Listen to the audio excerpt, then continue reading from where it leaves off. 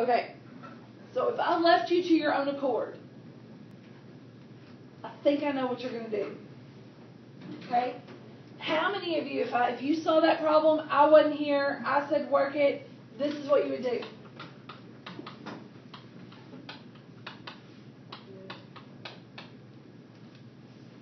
How many of you would do that? Okay?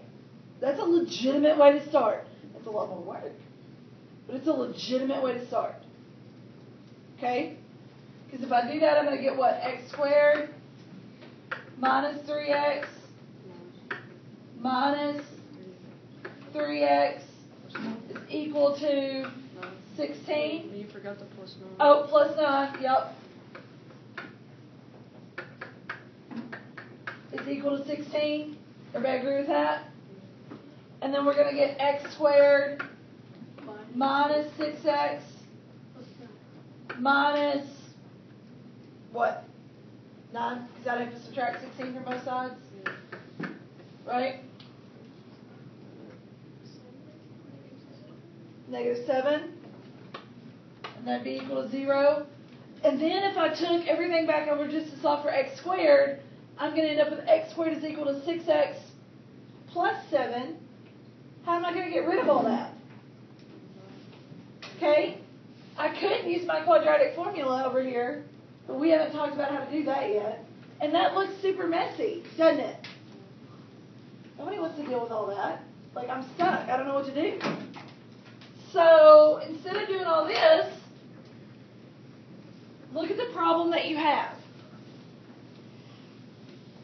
Is this entire thing being squared? Yes. Yeah. So how can I easily get rid of that squared? Emma? Square root both sides. So if I want to square root both sides, okay, I'm going to end up with x minus 3 is going to be equal to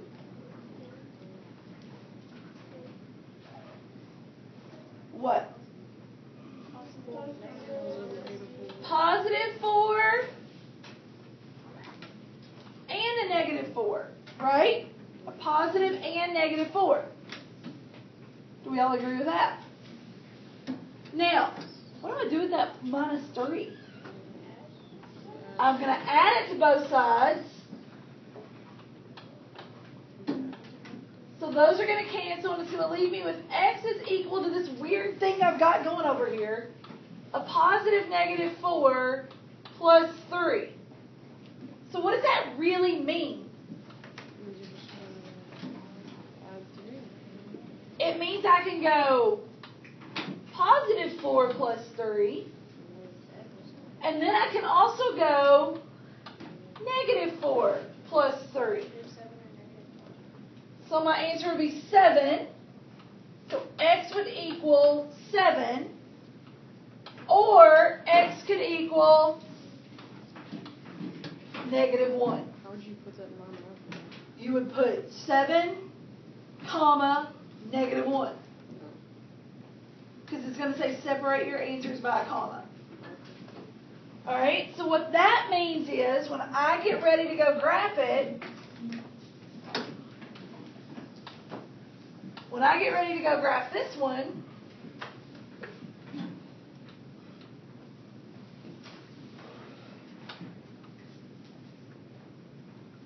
if my answer says x is equal to 7 or -1, so when I go to graph that, I'm going to go to 7. 1, 2, 3, 4, 5, 6, 7. That's going to be one of my x-intercepts. Guess what my other x-intercept is going to be? -1. Okay, so I might end up with something that looks like that.